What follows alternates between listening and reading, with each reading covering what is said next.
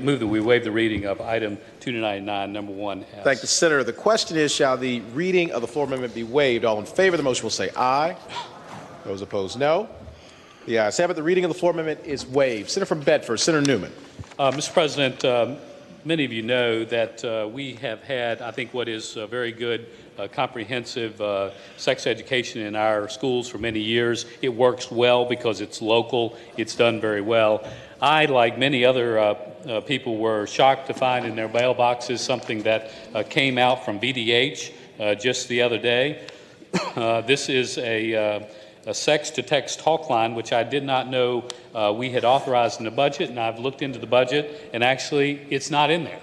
We never authorized the funding for this. This is something that VDH determined to use. Get this, they determined to use basically Title V funding, and they decided to use the Title V funding, which is a grant program that is dedicated specifically to abstinence, to a program, and I'm not going to be Senator Garrett and read it to you, but if you go to this website, it's something that I would not want to read in many cases here. Mr. President, here's the questions that come out. I don't know why VDH determined that they were going to contract with a group I've never heard of called ASHA to do this, but the questions poured out. One, where did the funding come from? There was Title V money. Where did the rest of the money come from? The other is who is receiving these phone calls? We're starting to hear that VDH is not getting any of the phone calls. It's going to a private organization, texting with our children about the most intimate items. Who are they? What are the background checks for these individuals? Mr. President, I can't get the answer to the background checks that is being done.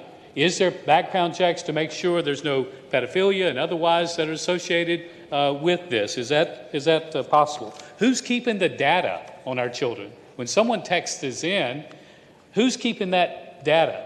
Are they allowed to text for any other purpose? We do not know. We have requested the contract from VDH, and we have not seen that as of yet.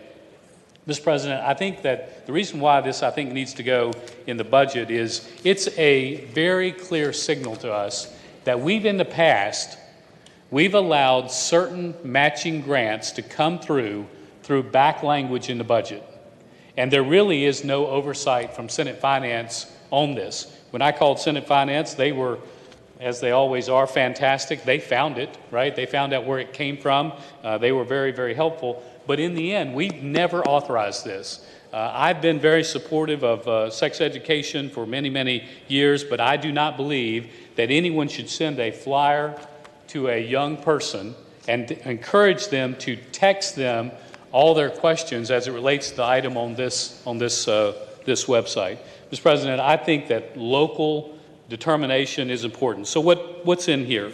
One, it's just a request that if you're going to use Title V, sexual risk avoidance education, you might want to do that instead of doing something else like what's in the website. Next is that we need to make sure that if there's a contract like this, we need to know where did the mailing list come from? We need to know where the addresses are. We need to know who has control of the phone numbers and the text messages that end up going to a different company that we have never, at least I have never heard of before. Mr. President, I have been supportive of a number of things. I support LARCs. Some in my party don't. I end up supporting schools having these local boards that make sure that information that is needed gets out to our children.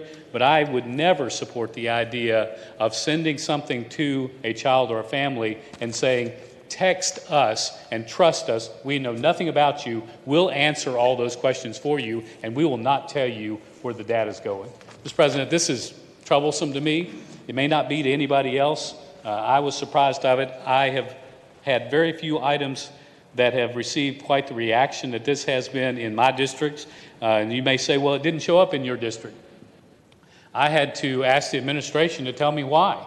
How did they pick my district as opposed to some of yours?